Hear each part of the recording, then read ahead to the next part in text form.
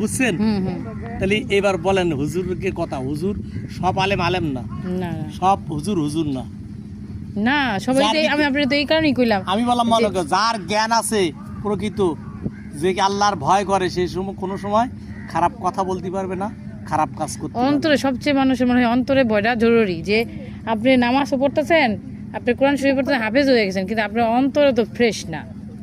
এইটাই তো আমি বললাম তো, শোনেন, কলেমা পড়ার পরে কলেমা আমি মুখী পড়লাম, অন্তরে বিশ্বাসও করলাম, কিন্তু এই কলেমার কাজ, কলেমা পড়ার পরে যেটা আদেশ করেছে, যেটা নিষিদ্ধ করেছে, সেটা আমি করলাম।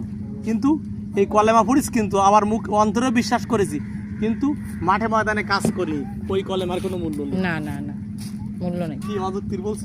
না না, কোনো লাভ নেই। মাগ নানু মালু আমার কাসাব, কোনোই কাজে আসে না। কাকা আপনার বাড়ি কই? আমার দেশের বাড়ি খুলনা। খুলনার মানুষ কিন্তু ভালোই হয়। আমি এই কষ্ট করলে সুখী। হ্যাঁ হ্যাঁ, আমার সংসারে কোনো বেনামাজি নেই। বেনামাজি নেই। আপনার ছেলে মেয়ে কয়জন? 3 ছেলে।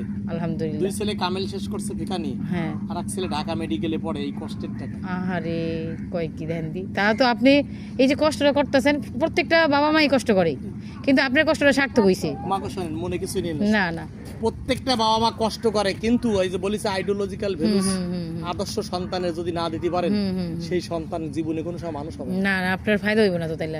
কোনো কাজে লাগবে না। আপনি বলতেছেন কষ্ট করে, এই দেখেন আপনার সন্তান আপনার সামনের মাথা বাম হাত দিয়ে, এই বাম হাত দিয়ে পানি খায়, খায় না? হ্যাঁ হ্যাঁ, খায়। আপনি কিচ্ছু বলেন না না, সত্যি ওই কথা। সন্তান, এই দেখেন সন্তান নষ্ট হওয়ার কারণে আমি বলছি, মা আজকে রে আপনার সন্তান এই গাছতলাতে কটা আম তুলি নিয়ে আপনার কাছে দিল, মা এই আম কটা তুমি খাও, তুমি খাও। আমি তো খুশি খুশি খাই ফেলাম। খুশি খুশি খাইলেন। হুম। আচ্ছা দিল তো, বা মা তো কিছু কয় না। কালগিরে ওই একজনের গাছের থেকে কলা নিয়ে আসবে, কাটি 1 ছোলা আর নিয়ে আপনার দেবে, দিলে আপনি খুশি খুশি খালেন। তারপর কি করলো, এইবার কিন্তু মা তো কিছু কয় না, এইবার যাবে একজনের গাছ থেকে নারকেল বড়ি নিয়ে আসবে, এনে দেবে, খুশি খুশি খাইলেন।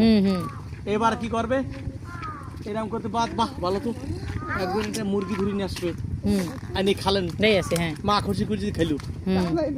একজন একটা হাঁস ধরে নিয়ে আসলো, খাইলো। পরে একদিন একটা ছাগল ধরে আনলো, জবি করে খাইলো।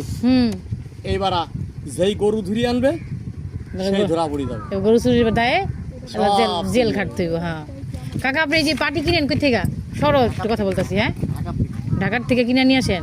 ও, তারপরে এই যে ঢাকা জিঞ্জিরে থাকেন, এই হাঁটতে হাঁটতে পরে বাসের নামেন এদিকে এসে, তারপরে হাঁটতে হাঁটতে পুরো কয় গ্রাম ঘুরছেন?